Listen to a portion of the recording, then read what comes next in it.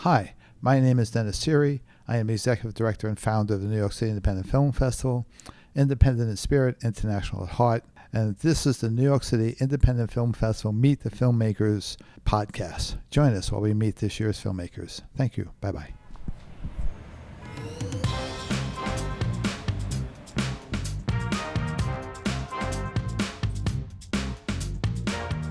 Yes, hi. We're here with Franky, Dean. Welcome to this episode of our Hi. podcast. Thank you for joining us. Introduce yourself and tell us a little bit about you. Well, thank you for having me. So I am a British filmmaker, currently in England at the moment. So I started my kind of journey by focusing on photojournalism, and I was quite creative growing up, so really focused on strengthening that. And then I thought, oh, I really liked creating stories through photography, and I thought, what better thing to do than photojournalism? And then went and did my undergraduate degree in photography, and it was also in video. And I thought, oh gosh, I'm not interested in video at all. I'm just going to do it for 1 year, and then you don't have to touch it again. And so the first year in my undergrad, I had filmed a short documentary about someone who was struggling in the racing community. And then once I had filmed it and I ended up with a good grade for it, and I thought, okay, I can do a lot more with video journalism than I can with photojournalism. And then I kind of picked it up and forgot about photojournalism after that, and just carried on doing video journalism and filming documentaries and developing my skills. And then did a shorter movie for the end of my undergrad, and then moved on to New York, where I have spent the past 2 years developing my skills even more. So how did you end up back in London? Visa. Okay. My visa ran out, basically. Okay. Well, thank you for joining us. Thank you. Okay. So what made you, I guess you answered this question already, but I'm going to ask it anyway if you want to add to it. What made you want to be a filmmaker? So growing up, I've kind of always been very creative. I have severe dyslexia.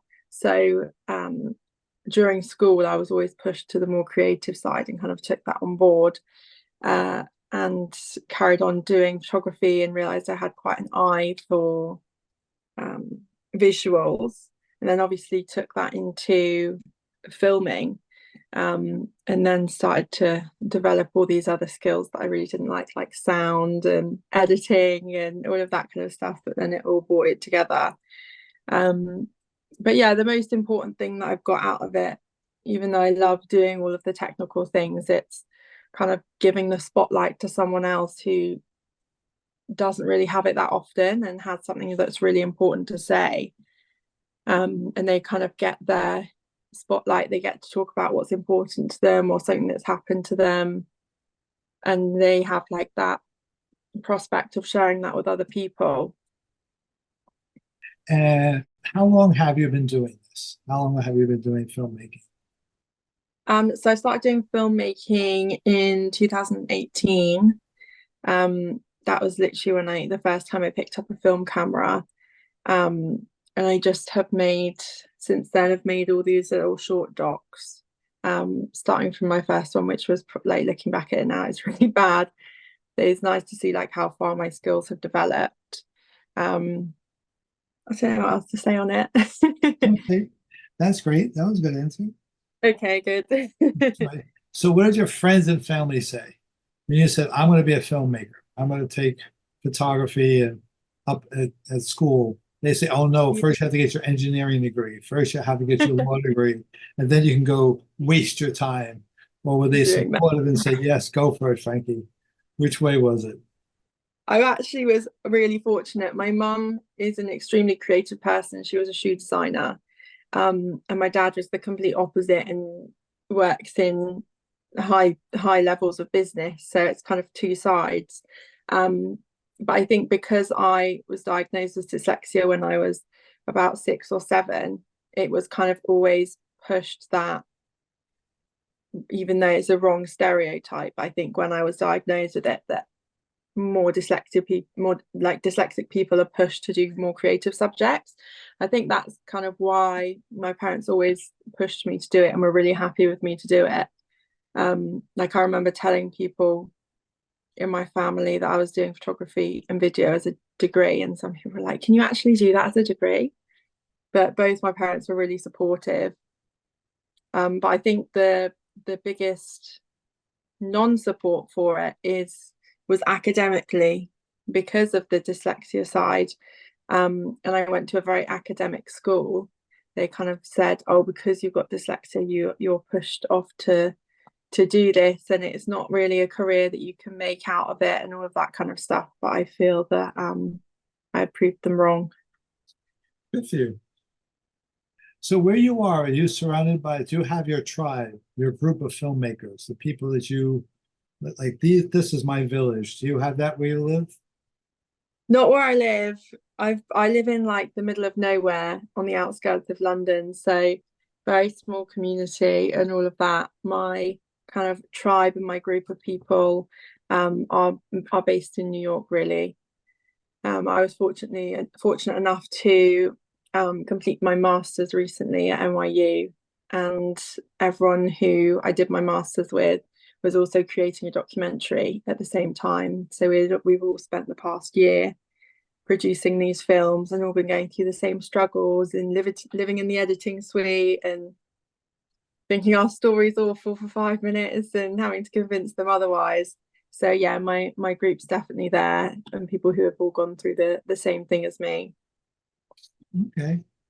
So what made you decide to do this movie, Nancy Joy? Yeah, so Nancy Joy was done for my thesis project for my master's. And I knew once I started my master's that I had to do a thesis project, and it's kind of like this big scary thing at the end of the master's that I was really terrified about. And at the end of first year, you kind of have to have your proposal laid out, and you have to have all your plans in place to film during the summer break, during the 4 months off. And I had my mindset since I applied, I wanted to go to Venice and focus on climate change and how it's affecting the city. And I sat down with Shimon Dotton, who's one of our lecturers and also an amazing documentary filmmaker. And he kind of looked at me and was like, have you got anything else? And I was a bit like, oh no. He hates my idea. And I was a bit like, everything's crumbling down in front of me. And then I've always kind of known about this story, but I've never dug into it. And it was just on the top of my, when he said, have you got something else? And I said, oh, well, I do have this story about my grandma, but she's really old and I'm not sure she really wants to talk about it. He would go with that, go with that. And I thought, okay, I've got to go with it now. And I kind of spoke to my mum, who then spoke to my grandparents to try and batter them up. And then I spoke to them and said, like, would you do this for me? And they both got on board, which is pretty shocking because my grandma's not spoken about her kind of life story for as long as she's been alive. So it's pretty shocking that they said yes. But yeah. That's pretty much what a lot of masters people do. Like you're the person you have to get permission to do your master's. They push you to do the one thing you don't want to do. Yeah. You get better. Like that's the whole point of a master's, is to really suffer through it. Yeah. Yeah. Right. I definitely want to stay in my comfort zone. Yeah. All right. So what was the hardest part and what was the most fun part of this movie? So the hardest part about this documentary was that my grandma, as you'll see, and it's shown throughout the movie, that my grandma suffers with dementia. And I think, which is quite normal, I've never filmed someone who suffered with dementia before, and I didn't know how she would react to filming, how she would react to sitting down and being interviewed. Unfortunately enough, my grandpa is very sound of mind. He's really, really switched on, and he knows a lot of her story. So I kind of thought, okay, if it doesn't work with her, he can help me tell her story. So it was really difficult finding the dynamic of, I really want her to be present in it and be able to tell her story as well as my grandpa assisting with everything. So sometimes I would sit her down to do an interview with her, And I'd kind of say to my grandpa, right, I don't want you to be here. Let's just see how it goes. He would leave and she'd sit there. She wouldn't know the answers to any questions. She'd be looking for my grandpa left, right, and centre. So it was really difficult to try and adapt to kind of having to have my granddad all the time there. As helpful as he was also sometimes not very helpful. So yeah, working around her dementia. But the longer I filmed her for about 4 or 5 months. Like by the end, she was really great and didn't even notice the camera was there. So what was the fun part? So the fun part, I think once you kind of get older, go off, like move out of your home, go off to university and start living your life a bit more, you kind of lose a bit of that connection with your grandparents. You don't see them as much and they're getting older, they can't move around as much and all of that kind of stuff. So I think it was actually like a really beautiful experience to actually go and spend time with them. I think I went and saw them about 3-4 times every week. So I got to sit down with them, get to know them all the time, getting to know them more than I ever did before, and have this really strong connection with them. And I remember the last time we'd filmed before I went back to New York to start editing, I kind of said, oh, it's the last time, we're going to do some shoots and then I think we're done. And they both said to me, oh, we're really going to miss you. We're really going to miss doing this, because it had obviously become part of their routine. Right. For me to come over and film and them to relive their lives. So yeah, it was really beautiful to kind of see them come alive and spend more time with them. Okay. So this is a generic question. As a filmmaker, would you say that you're the type of filmmaker that you make your film? Maybe you see mistakes in it, maybe you don't, but you're like, okay, that film is done, the baby's out the door. And now if I have any mistake, I'm going to worry about it for the next film. Or you're the type of person that sits there and goes, someday I'm going to fix all those mistakes. Someday I'm going to go back and do it again. Which type of filmmaker are you? I probably will, once I've done it, I will probably have done it. However, once I'm done it, I need to make sure that every little thing that I've noticed has to be sorted. Like, I can't watch it. I'll probably, so say once I've said, right, I finished it, I'll go through it and rewatch it another 10 times and write down every single little like noise bump or like cut that's not quite correct or something, and I'll write down every single one and then go through and ensure they're correct and then do it all over again. So hopefully I think when I watch it back, there's not too much that I think, oh, there's loads of technical issues there in my editing. And I think there's always stuff where you can look back and think, oh, I should have filmed that, I should have been in focus here in this moment.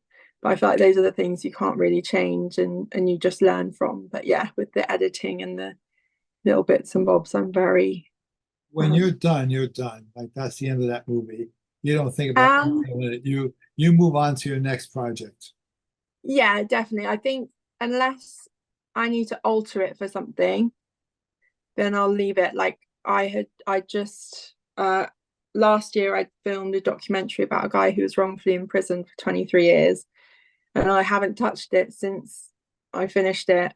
And then I got a message from one of my lecturers saying, oh, you need to enter it in this, can you just refine it a little bit? So then I went back in and noticed a whole load of problems that I didn't notice the first round because it was a year ago, and I've developed a lot more. So that's the only instance I think I would venture back into the project, because I think you can sometimes meddle with it too much where you lose it. Yep. All right. So somebody comes along and goes, hi, Aunt Frankie. I want to be a filmmaker just like you. What would be your answer? What would you say to them? I think I'd probably tell them to just start making those connections and start building up your confidence with a camera, making connections, just say, oh, can I film this? Can I do this interview? Can I And no matter how small it is, then you're building up your skills and you're building up your confidence in what you want to do. And then the more you've practiced and the more you've done that, then you can build up to bigger projects and bigger films. So I think that's probably the main thing that I would suggest, is always have your camera with you, always offer to film with someone, and see who's interested in filming, because they often have really interesting stories. Even if they're like super eager, then it can also be like something amazing for them because they get to film, but also great for you because you get the experience of filming. Okay. So we all know that in the indie film world, okay, now you may step outside the indie film world and make a living, but in the indie film world, we know we're not going to buy mansions and private jets from the money we make from the indie film world. So what does success in the indie film world look like to you? Mm-hmm. So I think for me, and I think I assume that this is for most people who have done this kind of thing, is you've spent so long on this movie, you've got really attached to a story, and you want people to connect with it the same way you've done. And this for me is the first time, other than my like graduation festival, that people are going to sit down in the theatre and watch it. And I can't wait for like people to have that personal connection with my grandma, a personal connection to her story, or watch it and discover something completely new about World War II that they had no clue about. And it's just kind of like informing people, enlightening them, like leaving a memory with them that will stick with them for the rest of the day, that they can't stop thinking about. Mm-hmm. Okay. The film is Nancy Joy. It is going to show Saturday, June 8th at 1 p.m. in the New York City Independent Film Festival at the Producers Club. Thank you very much for being here, Franky.